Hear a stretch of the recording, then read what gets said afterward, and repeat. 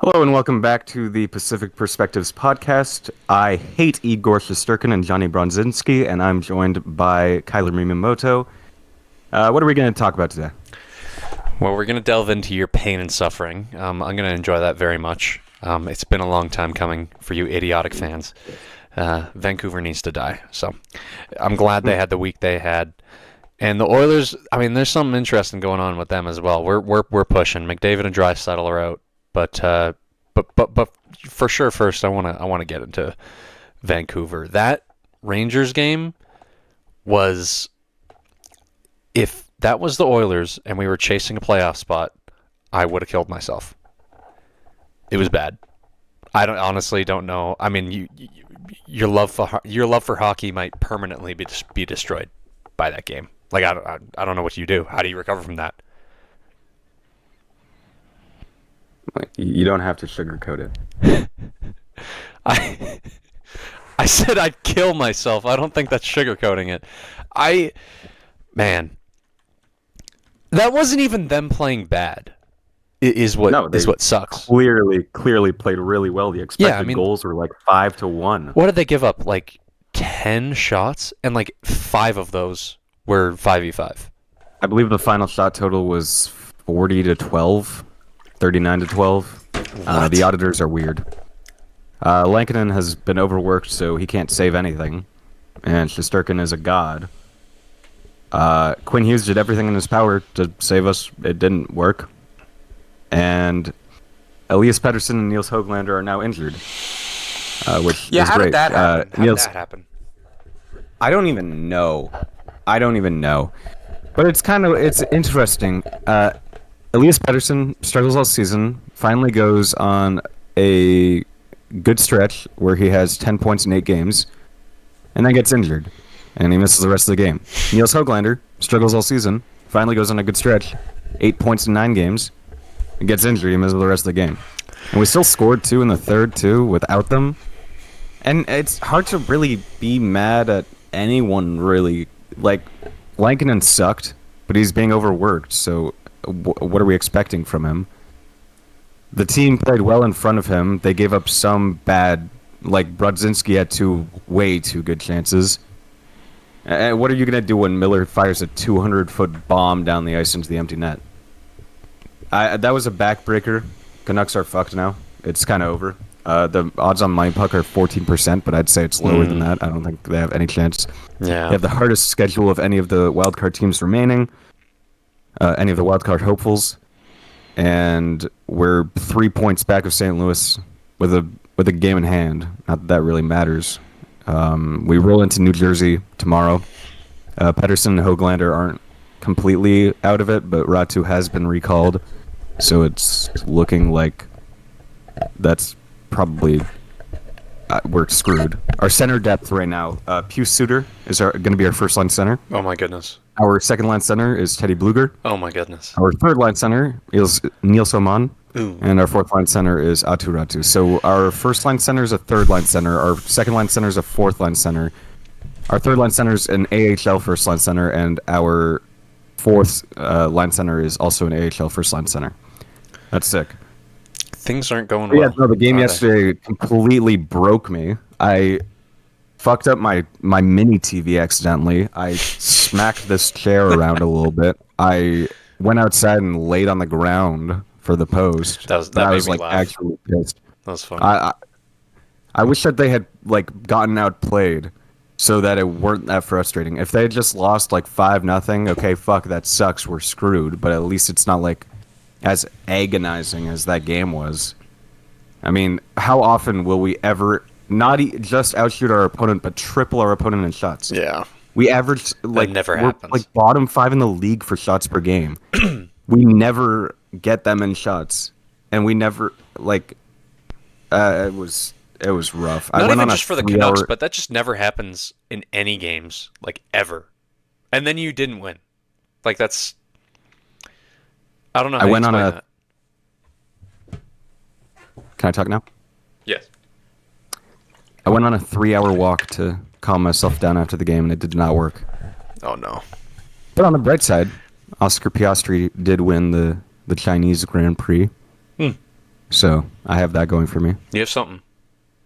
On the dark side, Mariners baseball starts up again soon. Oh, that's disgusting. not good. Terrible. Yeah, season's over. I mean, maybe we could be okay if Nashville pulls one out of their ass against St. Louis tonight, but I think if St. Louis wins today, it's cooked. And I mean, the injuries we're facing right now, like Quinn isn't at 100%. We're missing Pedersen, we're missing Hedel, we're missing Höglander, we're missing Demko. It's kind of shocked. The whole year feels just completely lost now at this point, right? Like it goes beyond just like in the Rangers game. It goes beyond just playing bad or like missing guys. It's just you're not meant to make it. You lose a game like that, you're not meant to make it. There's something going on behind the scenes where someone has it out for you. God hates us. God hates Vancouver, and rightfully so. But like, I don't. This is really, really big talk from someone who's going to get clapped by Andrei Kuzmenko in the first round. And then we're still going to win. I actually would love to see Kuzmenko score, but as long as it's in like a 7-3 Oilers win. You're going to fucking... How are you going to score... is David Riddick going to play? How are you going to score 7 on the Kings? So last year, I don't know if you remember this, but the Oilers have actually beat the Kings 3 times in a row. Yes, I know that. They had a better goalie than Kemper each year. I don't know if that's true. They had playoff Jonathan Quick for the first year. Old. Last year, they had Cam Talbot, who had better fell numbers. Off at the second half of the season. He had better numbers than Kemper so far. Fell off at the second half of the season. He still had better numbers than Kemper. So they clearly, the Kings system. Who was their goalie in the middle time? In 2022 or 2023, that was still Quick, right? I feel like that was still Quick. Know. I think it was Quick and Riddick again. He was young. He was bad then. I mean, yeah, like he technically was bad, but dude, Quick was genuinely giving me nightmares he was still pretty good. He was doing good. There's a common theme about all those other 3 years, and it's that the LA Kings did not have Andrei Kuzmenko. I don't know what your plan is there. They didn't have Kuzmenko until now, so maybe that was a missing piece they were looking for. I don't know. Are you gonna beat them in LA? I'm not that scared. I'm not. What happens? I'm not scared. Like when they get the second spot in the division, and then you have to face them 4 times in LA. We're only going to have to play them 2 times in LA. Oh, 2 times? Yeah. Because it's going to be a sweep. Yeah. It's that simple. You're going to sweep a team while Stuart Skinner's your goalie. It nearly happened last year, and Skinner was playing like his worst hockey of the playoffs. And yet it didn't happen. It's close. Maybe Calvin Pickard could come in. He's technically been a better goalie by now, but yeah, Calvin Pickard is the savior. If I honestly really wish that Pickard was a little bit better because he has so much aura. He's such a great guy. He just is kind of meh. And he plays like Mike Smith, but he can't handle the puck, and he's too short. So not Mike Smith. He just has all like the bad stuff from Mike Smith, but he does have the aura. He's a cool guy. I enjoy watching him, just not when he's getting shot at with the puck. I'm so excited to watch the Oilers get pummeled. It's not happening. I don't know. It might not happen against LA, but it's going to happen at some point. We want to go into this and talk about the Oilers right now. Yeah, I don't want to talk about the Canucks. I mean, yeah, there isn't really much to say. It's not even about that. No, there's actually too much to say, and I just don't want to go into it. Okay. Actually, you know what? No, I want to continue to torment you. Just one little question here. Who from this team do you think, outside of like Pedersen and Quinn Hughes, or like maybe Philip Hedel, who do you think is going to like stay for the long term? Because it feels like they have a lot of guys who you kind of question marks and you don't really know if they're really, like, say in 4 years, who from this team is going to still be here? Did you see that Andrei Kuzmenko scored his first goal as a King yesterday? It was kind of a snipe too. I did. Like, time running out in the first period, he just snipes it. Why didn't he side, stay? Just like that's your specialty, the short side shot. You're right. I'm literally Kuzmenko. Well, no. You're gonna answer my No. question? Oh, what was your question? Oh, I was just asking, of all the people on this team Dude, right he now. added an assist too. He had an assist yesterday Did too. he? He had 2 points. I was Bro, actually it's coming together. I was going to add him to my fantasy team because the Kings play 4 games next week. But I think he got picked up. Okay, anyways. Okay, talk about Ryan Nugent-Hopkins. You want to talk about... Okay, you're just going to dodge my question. Well, I'll get to that later. Ooh, he's a 3.4 average. He's getting like 17 minutes a night in LA.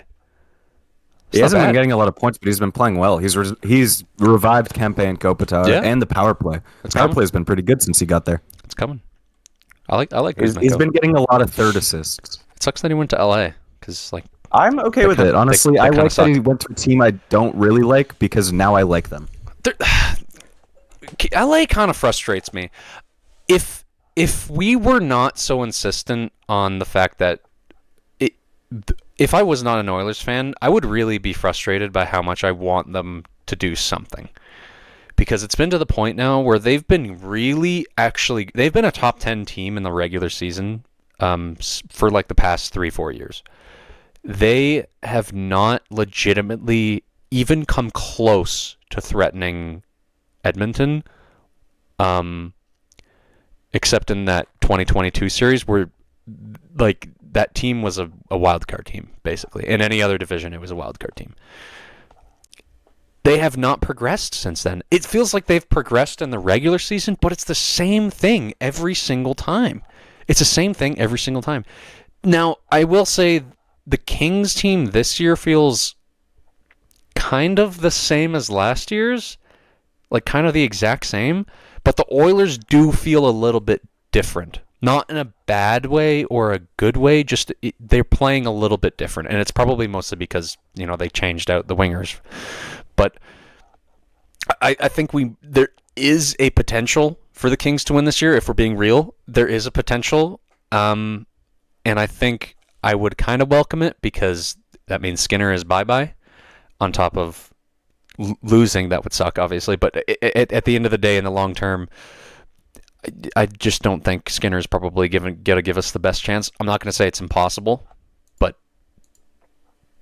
they should have really good. What is your plan for facing the Warren Fogle revenge series?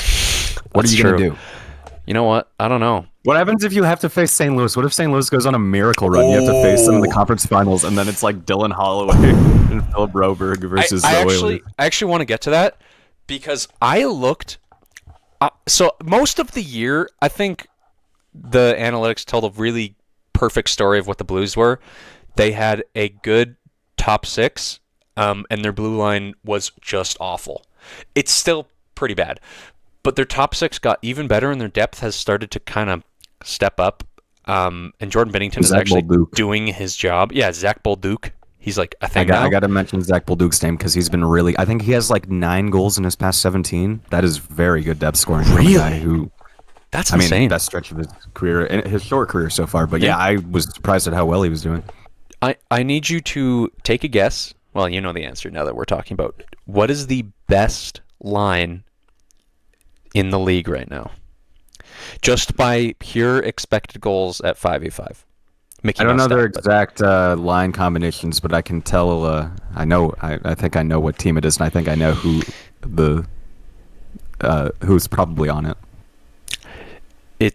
I didn't know who their centerman was. I thought it was Buchnevich, but it's Holloway, Shen, and Kyrou. Is 60%. The Blues have been ridiculous in just all the possession metrics, including and it has resulted in a great record since the Four Nations break. I think they're like 10-2-2, like 9-2-2, something just stupid. Like they've been one of the best teams. That Holloway line has a 60% expected goal total, and that is the best of any forward line all year that has played as many minutes as they have. So they've been pretty good. They've been pretty good. I really, really enjoy the fact that all along you were so right about Dylan Holloway, and in the you worst aren't way. Getting any of the benefits from it. Nope. I early on when in Wisconsin, when Holloway was technically outscoring Caulfield's D+1 year, and I said, Holloway looks better than Caulfield, and he's not pocket-sized, and he's not as situational. Although Caulfield is, he's pretty good. Now, Holloway is technically better than Caulfield, but Jesus Christ. But I'm not reaping the benefit from it. It feels pretty bad. You want to go with Holloway better than Caulfield? This year? No, he has been. He has been this year. We can pull up We can pull up the charts. We can pull up the points. Yeah, no. I don't care. I don't give a fuck about your fancy rectangles. How many goals does Caulfield have? He just scored his 30th, didn't he? I think Holloway's at like 25. Let's see here. Well, you have to remember that Holloway is having probably. I wouldn't even say better line mates. I'd say they're about the same. So Caulfield has 61 points and 33 goals, and Holloway has 23 goals and 57 points. But Caulfield is Holloway getting has 57 points? Yeah. Jesus, I knew it was high. I didn't realize it was that high. No, it's stupid. Caulfield better. The argument is definitely there, though. I think you'd agree. Like the fact that it's close now. All around. Yeah. Holy shit, I'm glowing so hard right now. I'm just saying. Don't clown my opinions ever. People always talk about, he's got such bad takes. Which ones? There are none. I don't have bad takes. Oh, Jesus. What is going on? Why do your eyes are glowing? I'm blinding myself. The sun is reflecting off the table, and it's going right into my face. So I put my Shrek 1 on video cassette onto the table, but that's still reflecting, so I don't really know what to do about this. I feel like that'd probably be more reflective than unless you have like a glass table. Talk about Ryan Nugent-Hopkins. I'll figure this out. Okay, yeah. Well, more than Ryan Nugent-Hopkins, let's get into the Oilers. More than Ryan Nugent-Hopkins, a whole discussion on the Oilers, basically since this news has come out. They've got some pretty serious injuries now.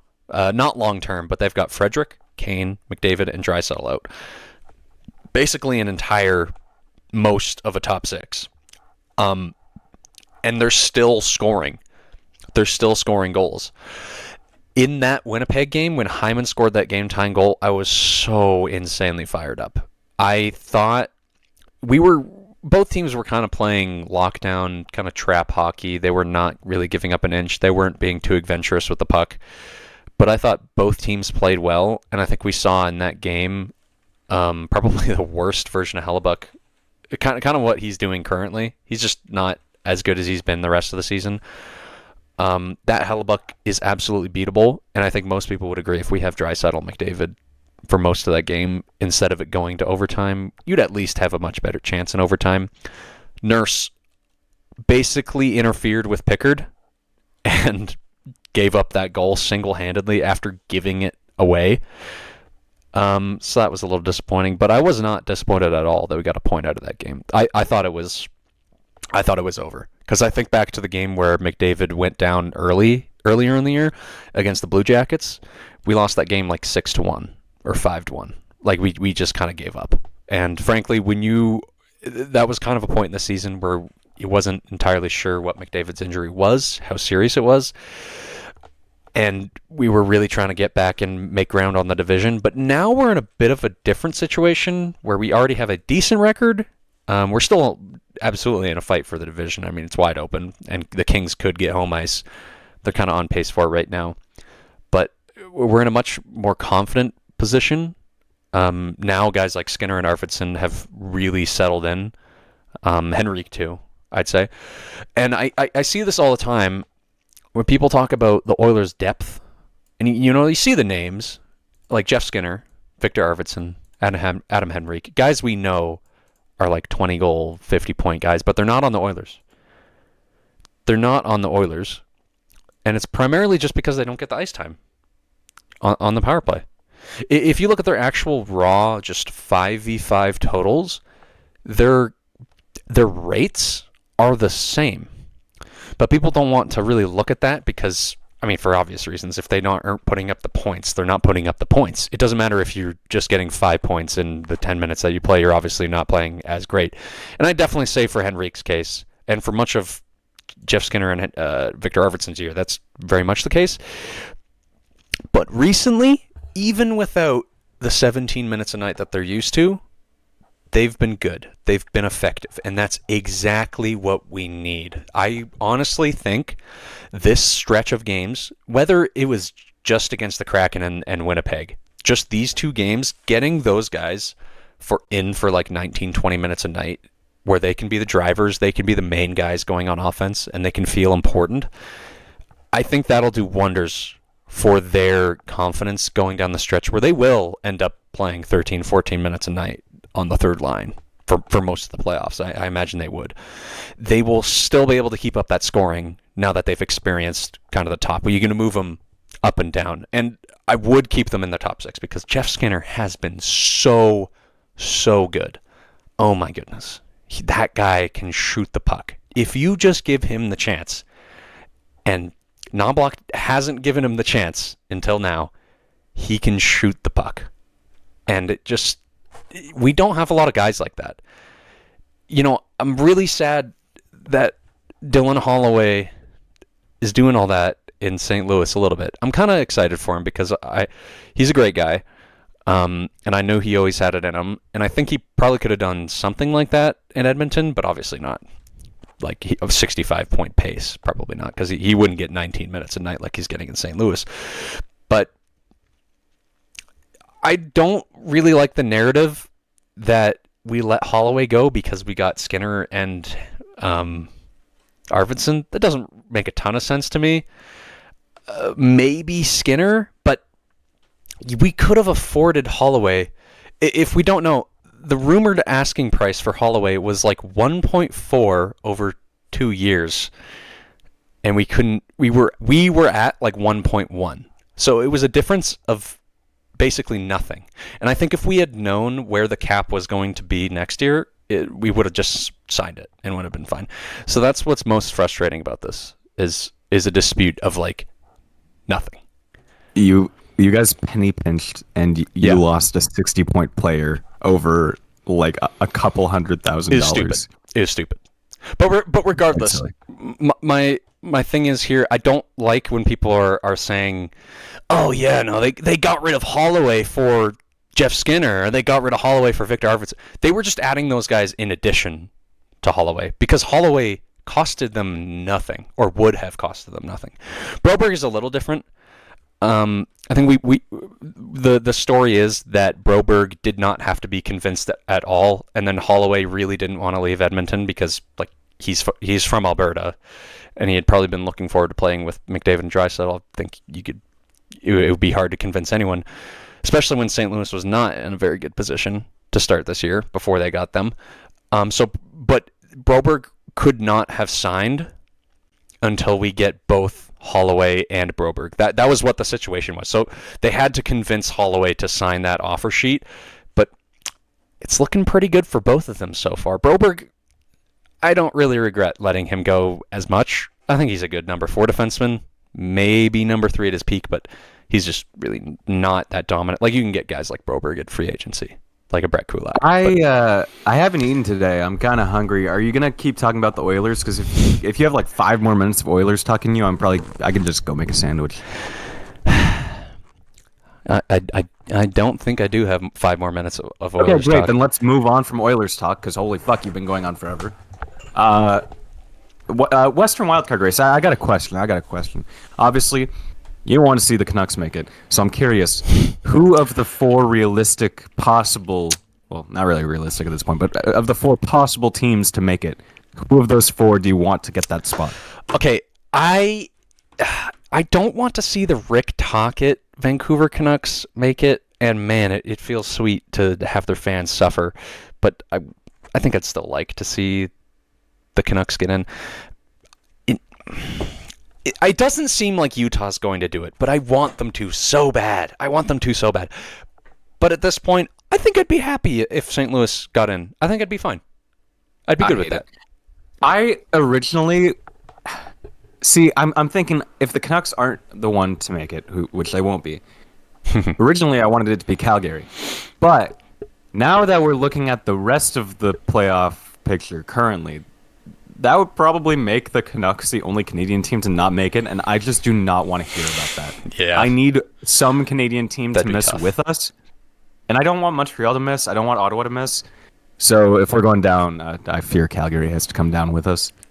We can't be Yeah. alone in this. I really just don't want to hear it. I actually think that Calgary, they've actually been a pretty reasonably bad team beneath Dustin Wolf up until probably the most recent few games, and I hope they can keep that up because I don't know. I'd love to see St. Louis make it because they're such a fun energy team. They have got a great energy around them, and obviously I love to see Holloway succeed, even if it kind of comes at the expense of the Oilers. But the Flames have the math. They have not quite the schedule, but they can do it. I think they can do it. I wouldn't give them the odds up for the St. Louis Blues. I think St. Louis has it, especially if they win today. If they can win today, they have a very, very nice gap. It I is am almost so in pissed bed. off at the past 2 game days have been the most frustrating things ever. Because Thursday, Vancouver lost, St. Louis won, Calgary won, Utah won, and then Saturday, Vancouver lost, Calgary won, St. Louis won, Utah won. 2 days straight, 2 game days straight of the worst possible combination for me. And we didn't even deserve to lose both games. Like, we played well against St. Louis. Brock Besser got that hype game-tying goal with 3 seconds left. But then DeBrusk went for a change in overtime. Pettersson lost his guy 2-on-1. Broberg finishes it. And then the Rangers game, I wanted to throw myself out of a window. They got to win, the Canucks need to win 8 of their last 12 to have any chance of making it. And that's not going to happen because we still have games against Vegas, Winnipeg. We're 2 games through a 6-game road trip. It's tough. Not fun. Yeah, they're only technically, if they win their next game, they're only 1 point back, and yet it feels like they're so far away.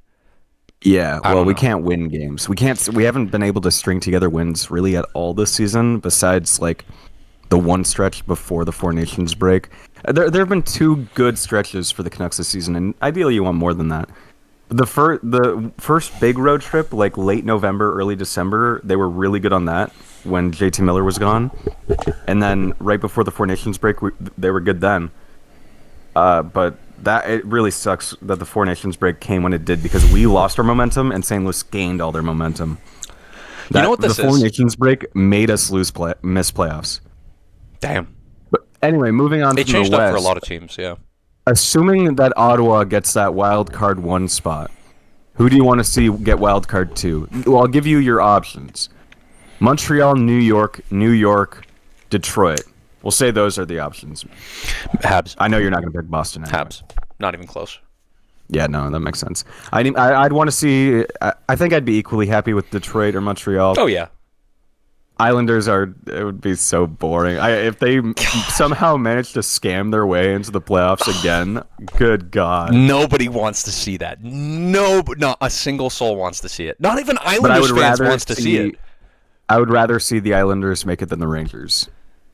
Not for entertainment purposes, but for my own personal purposes. I'd rather see the Islanders make it.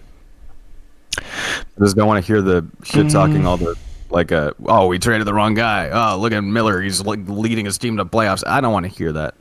Yeah, I want to hear, we traded the wrong guy. Bo Horvat's leading his team to playoffs. We should have kept him. Well, I mean, the Rangers could reasonably make it, but then they'd probably get swept by Florida, I'd imagine. I don't know if they get no, it would be swept. Washington. It would be Washington, but They could probably, I feel like Washington is upsettable.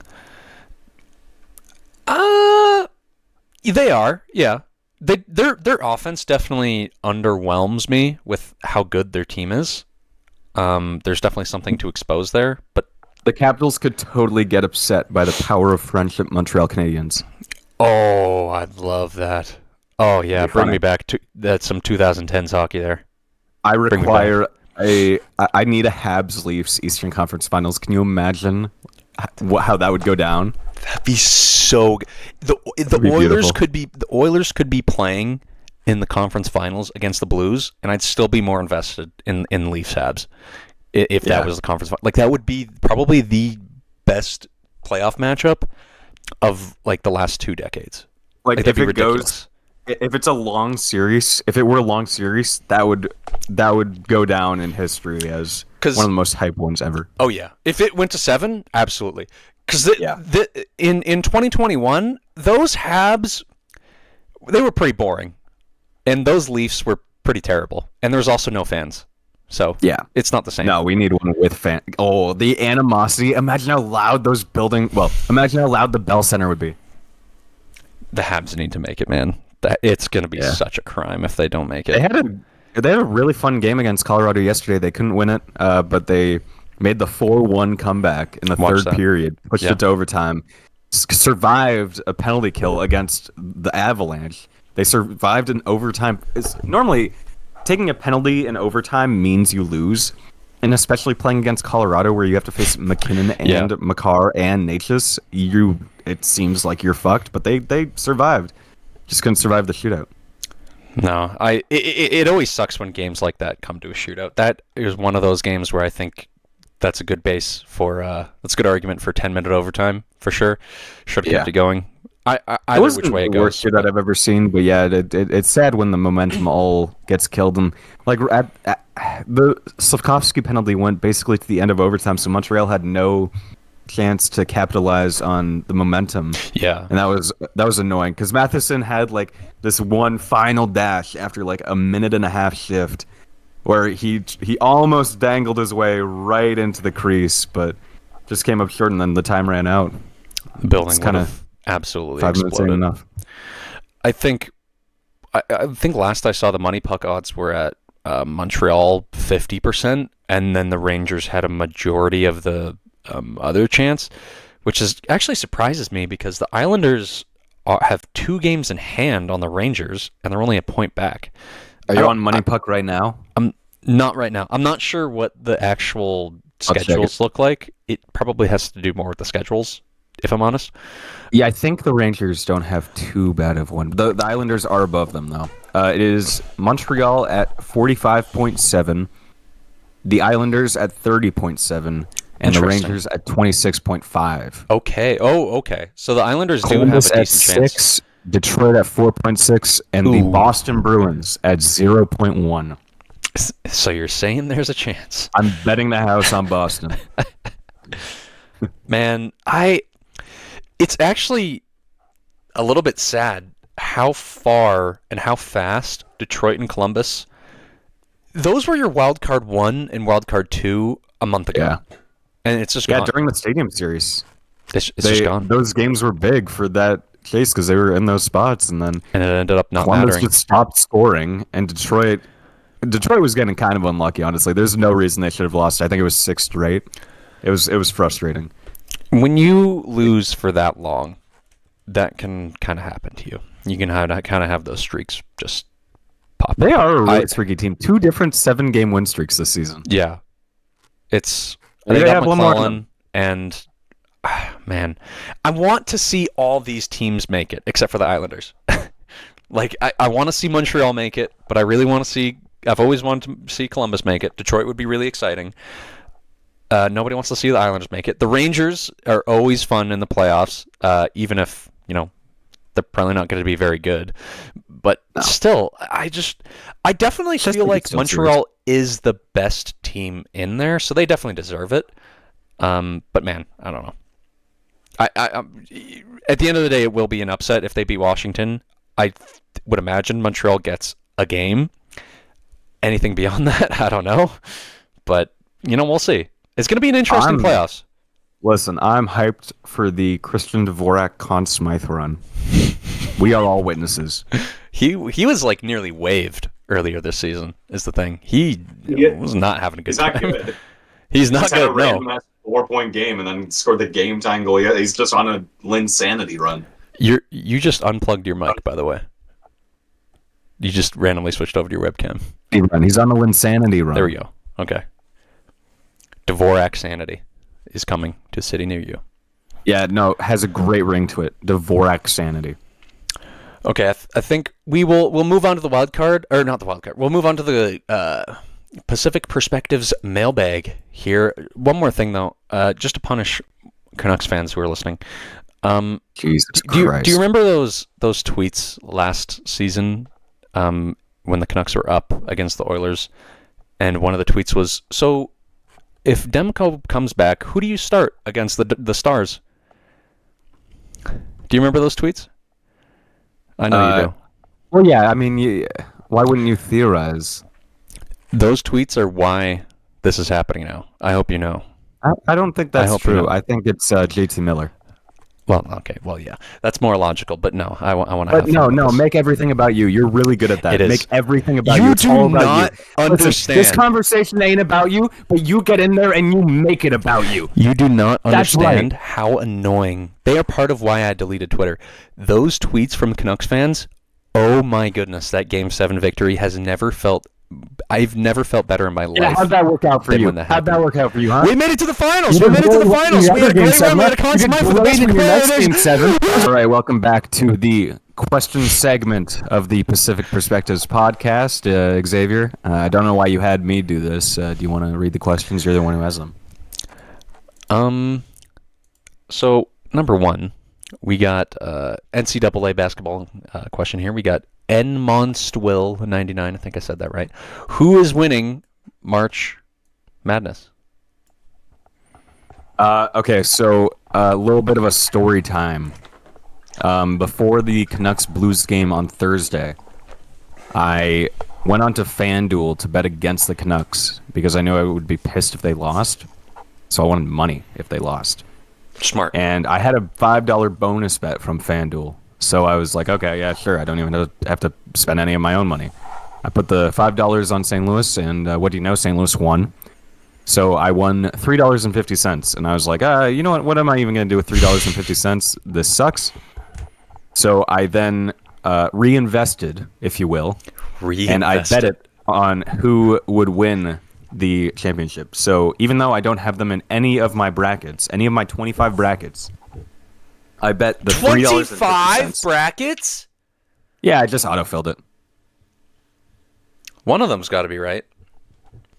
Well, Well, no. none of them One of them's are. got to be kind of good. Yeah. Hey, one of my women's brackets is doing well. Anyway, I bet the $3.50 on Texas Tech to win the championship. Now, Texas Tech is a 3 seed, so it's not too bad. It returns me $320 if Texas Tech were to win. Currently, they've made it past the round of 32. They're into the Sweet 16, and their matchup in the Sweet 16 is against a 10 seed, and it's Arkansas, I think. I think it's Arkansas. But it is Texas Tech versus a 10 seed to get into the Elite 8. Please, dear God, Texas Tech, I want my money. We have our bracket league, OLFC. I don't think I've ever Nobody knows watched. what that means. Yeah, you're right. I don't think I've ever watched a college basketball game, but I've got Auburn winning it. So Yeah, because you like the logo. I do like the logo. Did you actually do the whole? Did you pick the whole bracket? Not the by whole, what logo you like?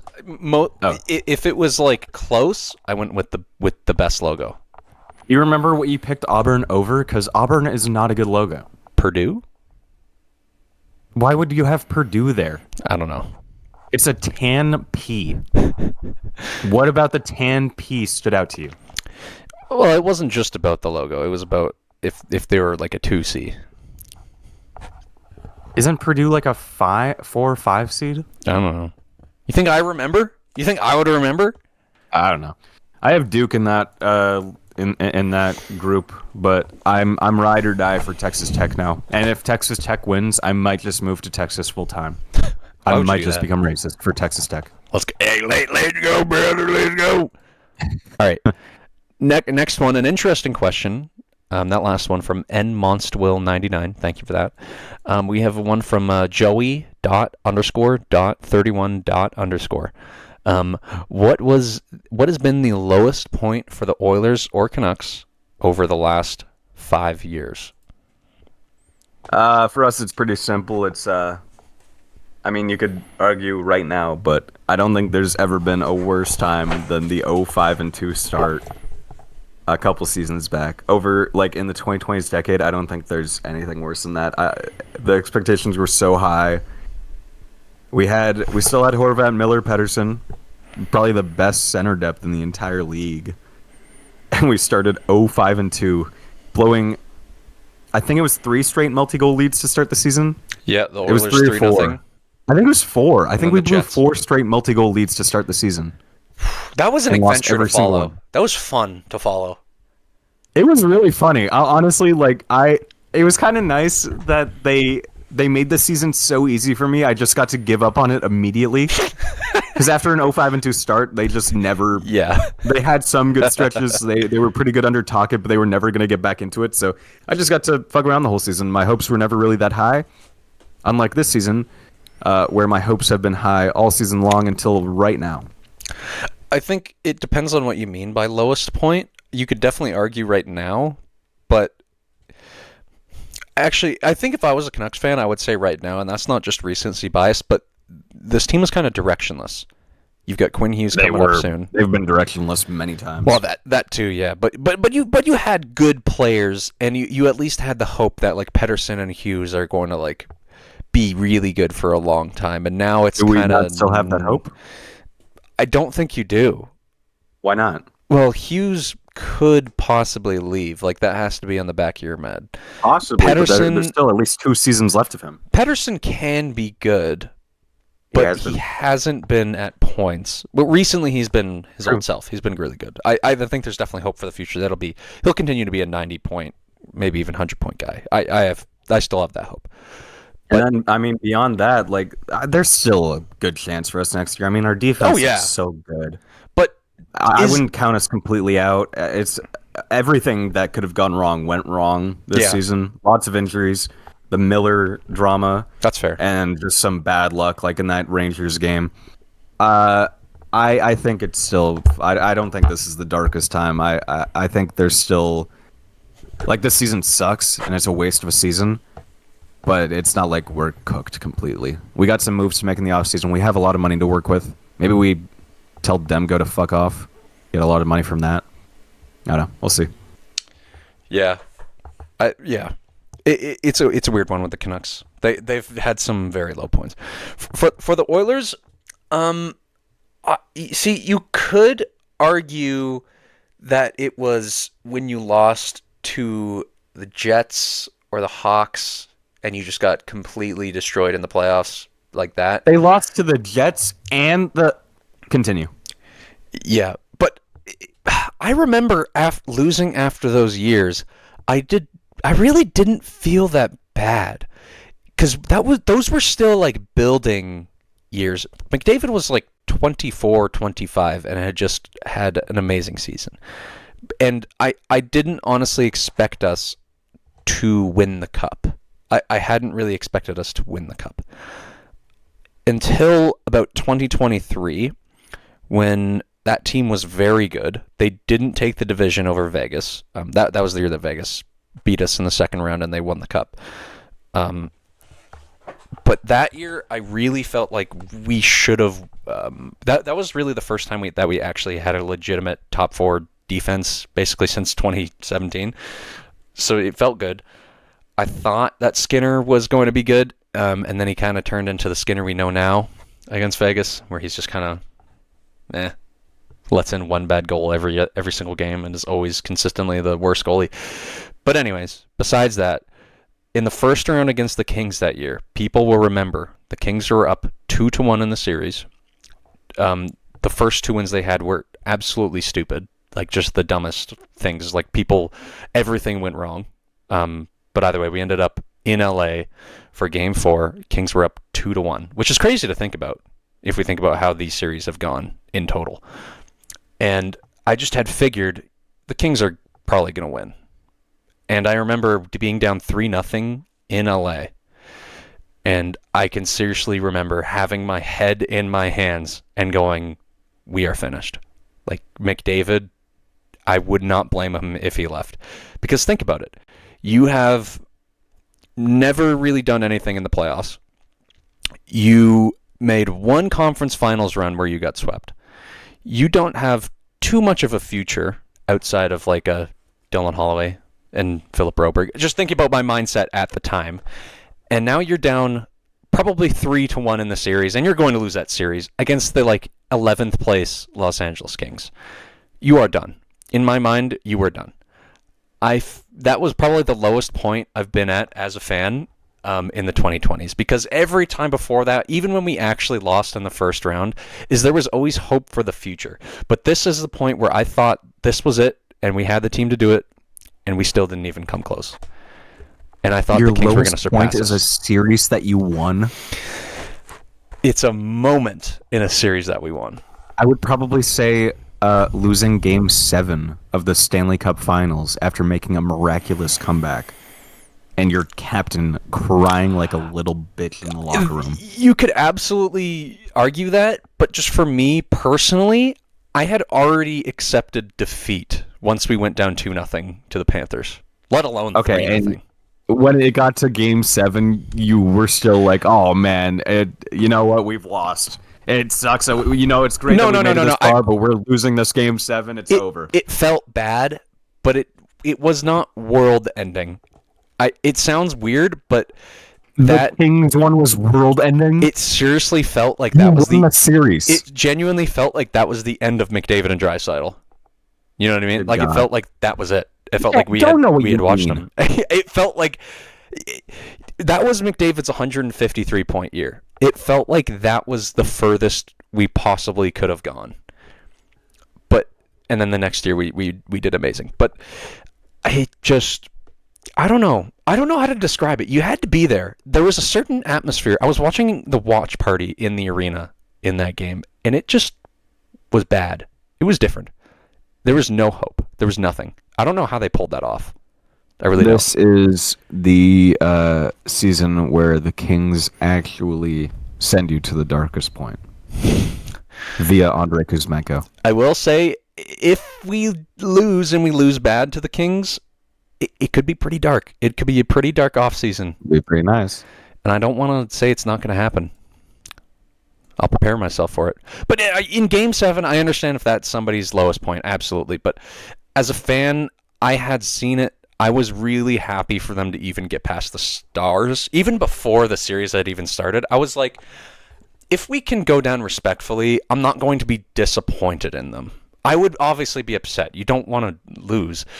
But even once I had gotten to... When Bobrovsky completely destroyed us in Game 1, I was like, this could probably be it. And I don't think that'd be fine. So I was building up a kind of thick skin for the eventual loss that I could feel was coming. I didn't feel good about it for a month, but it wasn't the end of the world. Okay. That was a good discussion. I think that's going to be it for this episode. Episode 24. Rest in peace, Vancouver Canucks. Andrei Kuzmenko is rising from your ashes, and like a phoenix. Horvat will be scoring a hat trick against us on Wednesday. And Curtis Lazar. Is Curtis Lazar even playing? I don't even know what Curtis Lazar's up to. He might be scoring a hat trick against us tomorrow. Yeah. Well. Yeah. A 3-year contract. Happen. They signed him to a 3-year contract and traded him immediately for literally no reason. Not that we need him, but maybe we do now. He's the missing piece. He was the glue that was holding it all together. I would have rather had him than Sam Lafferty last season. That's something. We would have beat. You know what? We would have beat Edmonton if we had Curtis Lazar. That's all we needed. Yeah, I'm just gonna leave it there. I'm gonna reserve the viewer's judgment for that one. Thanks for watching or listening. This is episode 24, Pacific Perspectives Podcast. Great episode. See you all next Sunday. Goodbye.